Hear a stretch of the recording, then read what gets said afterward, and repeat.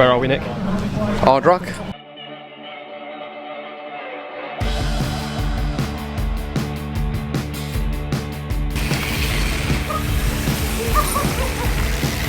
Mountain biking territory, proper bike riding. This is what all gravel riders and roadies should do, is come watch some mountain biking things, just so they realize that being able to bunny hop a foot is not impressive. I mean, this kid's doing wheelies around you non-stop and backflips, and it's very, very impressive.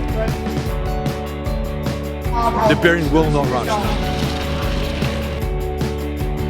Suspension. Suspension. It's the first thing they ever made. Hello. New to Ultimate USE is our suspension seat post. Ah, what? That's your fault. These are lovely, like honestly. Because they make them for people with normal feet. So it's not a thing of like the Italians make the shoes too skinny. These, if your toes are wider, these are the ones. What's special about Nick's shoes? Megan's got them as well, that's what's special. Yeah, the interface with our candy pedals for the like optimum release essentially. So if you want a shoe and pedal combo which you can clip in and out of most effectively, then that kind of is the best combination. I like them because wide toe box. The big thing is most mountain biking shoes you can't walk up steep hills when there's a little bit you can't get up. These grip really well. The other thing is the cleat position. Like all the bike fitters talk about going really far back. These go almost too far back, where it's like when I first put them in like this. Yeah. I mean I've had to move myself forward. Because we're a mountain bike brand, obviously, if you compare it to our other shoes, picked a bad one there. So yes, we're a mountain bike brand, predominantly like gravity based. So yeah, like Nick said, a lot of we're kind of renowned for having our cleats as far back as possible out of any other brand. And that again, like our gravel shoes are based around more gnarly gravel, so that cleat positioning is important. Nick's favourite kind of gravel. The only type of gravel that matters. Yeah, exactly. The best type of gravel. And they're white, so that's the only reason to buy them. The pedals. I've switched to crank pads as well now. Wider platform means your foot's just much better engaged, but the big thing is you can fully service them, and I think I'm going in a course next week with Meg about how I can rebuild them into any kind of colour combination if you wanted to. Is that pretty unique that you've designed a shoe with the pedals in mind? Yes, so we kind of realised, so Crane Brothers always made pedals. Our shoes only came out like 4 years ago with our mountain bike ones. So we found that a lot of our athletes used our pedals but were having to adapt their shoes to fit our pedals, and same with other brands as well. So we were kind of realised we were missing a trick and that we should make some shoes which fit our pedals for optimum interface. So whatever shoe or pedal you get, you usually find you have to space them up or down to make sure that the rubber is interacting with the pins or with the cleat correctly. So having our shoe and pedal combo makes them the easiest combination to get in and out of. So when you're hitting technical wetty routes, you can unclip, dab a foot and know that you can get back in straight away, which is what you want. So yeah, but yeah, what makes our pedals renowned is that everything in that pedal is fully serviceable and replaceable. So yeah, it's 180 quid, but as like a pedal for life. So you can replace everything on that. And yeah. The other big thing that nobody talks about is these bits. So if you look at Shimano's pedals, they're good, but your cleats is the only thing that really integrates with the pedal system. That's why people I think get away with them with any shoes, because there's only the cleat and the pedal that really touch. So if you've got big feet, your foot bobbles from side to side in your pedal, and also you don't have the stability in your knee. It's also got a much more of a pressure point, so you have to buy much stiffer shoes for the pedal to not hurt you. Where with these, it's a much bigger platform. Looked as a similar thing, but yeah, these are even bigger, and it just means that your foot's a lot more engaged, so you can get a lot more power. It's more comfortable as well. Beginner that's going from flats to clips, you will not find an easier combination than our pedals, because our easy release cleats almost come out by themselves. New to Ultimate USE is our Vibe suspension stem. In this stem it comes with 5 different elastomers, but to enable you to personalise it as much as you possibly can, and to enable you to personalise it even further, we've got preload bolts top and bottom. So you choose your elastomers to suit your riding style and weight, and then you can fine tune it to actually make it completely and utterly smooth out any terrain or riding style. But this has been inspired by a product which is actually 34 years old, and that is our suspension seat post, which again is a Vibe. We've been making this for 34 years. We actually invented the first suspension seat post. Again, this comes with 3 different elastomer sizes for different weights and can be preloadable to adjust to all of your different riding conditions, whether it be road, ultras, or gravel or packing. So would this originally be designed for 90s mountain bikes? This was designed for 90s mountain bikes. Basically, our original designer and owner was riding in the South Downs on a fully rigid mountain bike and thought, this is not very comfortable at all. Sat down on an office chair and realised it had some suspension in it, and thought, actually, if a chair's got suspension, why can't a seat post have suspension? And then took that concept from office chair to seat post, and that is how we started with the very first suspension seat post. So the new click valve, unfortunately I haven't got one here to show you, but the new click valve is a new standard that Schwalbe has introduced to just make life a lot easier with valve fitment, basically. So it's available as a core replacement, so you replace either your Presta or your Schrader valve core, pop it into your existing tube or tubeless valve. It will mean that you've got a simple click fit with a pump, so you have a new pump head or pump adapter. They're nice and cheap for those, and you buy them as a kit, so 2 valve cores and either a pump adapter or a pump head, whichever suits you. Change your valve core over, higher airflow, no air loss when you click it on, so you get a proper reading from it, and just ease of fitment. You know, actually just using the pumps really easy with them. So better airflow. It just makes life, they shouldn't clog as much as well, so they're pretty good for that. The other thing as well, a lot of people are worried, like, oh, I've got my little travel pumps on when I'm out on the day ride. A Presta pump will still work with it. You just can't get a pressure gauge, a pressure reading from it. It doesn't push the pin in to give pressure back up the pipe, basically. But it's a really nice little thing. Kits are like €14 for a pair of cores and a little adapter. They'll be available from kind of October onwards, hopefully. For dealers, we'll sort out dealers with kits so they can try them and show people with them.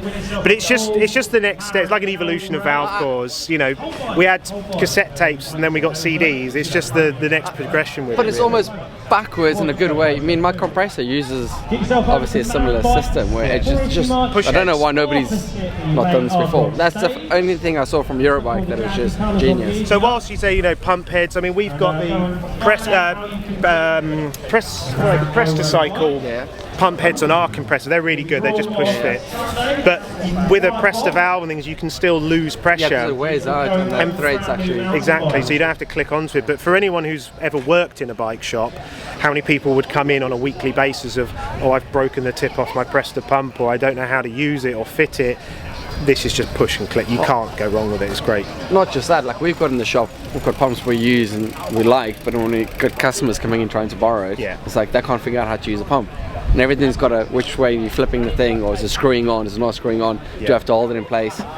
Even like hand pumps and stuff. The bearing will not rust. Yes, you've heard it here first. It's a lifetime guarantee. 70%. You could potentially never have to service it. You could run it dry, you wouldn't have to worry. We recommend that you service it every year. That's just good practice. But we know people that just run them, just leave them and just ride it. Enduro bearings, we make bearings for bicycles. We're a manufacturer of bearings, and the basic principle is a bicycle, the way a bicycle functions, it functions with relatively fairly low rotational speeds. You can imagine a bottom bracket, a fairly high rotational speed on the bottom bracket is 100 RPM, 110 RPM maybe, and it's not the 10,000 RPM of, let's say, an electrical motor or something like that. So you have low rotational speeds, but you have high loading on a bike. And so we build our bearings specifically to adapt well to that environment. So the first thing we do is all of the ball bearings, the actual size of ball bearing in our bearings is always bigger than what we call the industry standard. So we put in the largest ball bearing with the deepest groove that we can into the bearing. that kind of scenario doesn't work well in an industrial bearing which is designed to spin at very high revolutions, but it works really well on a bicycle. Just for all those reasons. Second thing that we will have as well is we have a double lip seal on all of our bearings, and importantly on the inner race of the bearing we actually have a groove that the seal sits into, and basically what that does then is it creates a real labyrinth for keeping grease in the bearing and keeping dirt out of the bearing. So the tank. You know, our story with the fish tank, obviously it's a visual way to show that different materials react differently to different environments, and this is about showing that specifically 90% of bearing failure is because of corrosion, and when we talk to consumers and people who ride bikes a lot, we ask them to make informed choices about what they want to do, and this is a way of showing that, you know, that there are options that you have, and if you ride in maybe you don't ride a lot or you ride in dry conditions all the time, using a standard 8x3 chromium steel race is fine. It works well. It will wear out and it will rust eventually, but if you're riding in environments, there are certain things you can do. You can move up to, let's say, a black oxide, which is a nitride treatment on a chromium steel race, which is more corrosion resistance than a standard bearing race, and so it extends the life of the bearing a bit more. Or what we would recommend again is to then go up to stainless steel, which is really is not going to rust. It'll take a long time to rust. Or going to the top end, which is XT15. XT15 is our super stainless steel, which is absolutely will not rust. It's material which is unique to enduro. It's a super stainless steel developed for the aviation industry. We're the only people to use that material in a bearing, and it doesn't rust, so it's a fit and forget lifetime warranty. And so that's the idea behind the tank, is to show the different stages, the different elements of bearings and how they react in environmental conditions. And you put the bearings in at the start of a show? Yeah, so the bearings went in this morning. It must have been 9:30, 9:45 this morning, just before the show opened. And what's interesting is we already see the chromium steel, or the actual technical term is 52100 steel, is actually already showing signs of corrosion. So obviously, it's what we call this is an accelerated environment, because it's a fairly hostile environment for bearings, let's face it. So it's not just water? It's salty water, yeah, it's salty water. So that replicates, you know, it amplifies, let's say, the effect of corrosion in the bearing. But it does it quite quickly, and it's actually surprising how quickly some of them will actually start to corrode. Tools. Bearings are fun, but tools are even more fun. So, yeah. What have you found, Nick? This is the new headset press I've developed. Topic is renowned for doing kind of like your general maintenance tools, you know, the kind of things like your Joe Blow Sports and your standard multi-tools. What we're seeing more and more from Topic now is a brand that's starting to get into more of your premium tools. So this is kind of the start of that, basically. So it's a high quality either torque set or Allen key set. It can be used either standalone on a Topic work stand for quick access, or with the free stand just here. This has also got a little magnetic tray in there for keeping all spare parts and tools in there. It's got a piece there so you can just hold it and spin it, so it's nice and easy to use, and obviously really nice and long as well, with kind of multi-positions there, depending on what you want to use it for. Yeah, and really good for torquing up. And then as Nick was just saying as well, each tool is also color coded. So again, if you've got a busy workshop or anything like that, it's really easy to know what tool you want to grab, with each one being color coded. So yeah, they go from like 2mm up to 10mm. On the Allen keys, and then yeah, it's T10 all the way up to like T40 on the Torx heads as well. It's also my favourite chain breaker. Been using this for the last 4 years. Works on everything. One by up to 13 speed. You can even do compags, preening with it. Just works well. Yeah. I like this. So essentially, one of the problems you'll always get with a tubeless setup is really for it to work you need to remove your valve core. So on a standard setup you need to go to your wheel, get a valve core tool, remove your valve core, maybe top your sealant up or do whatever you're doing there, or try and pump it up, get it to inflate and seal onto the rim. And then you've got the game of trying to then get the valve core back into the tyre without the tyre popping back off the rim, which is just an absolute pain. So what this does, which is super clever, is it puts that all into one system.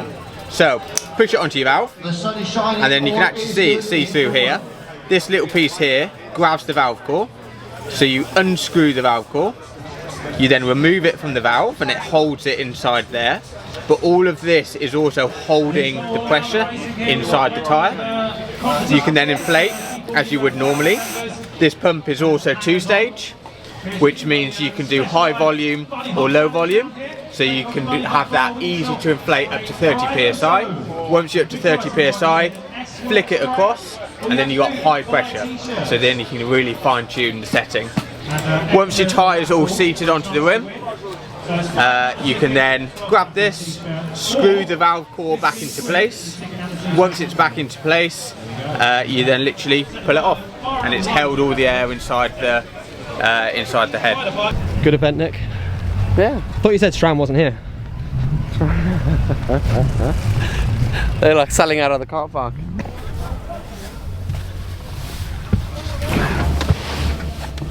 Oh, I don't want to go, but obviously nursery finds you if you're late to pick up your children.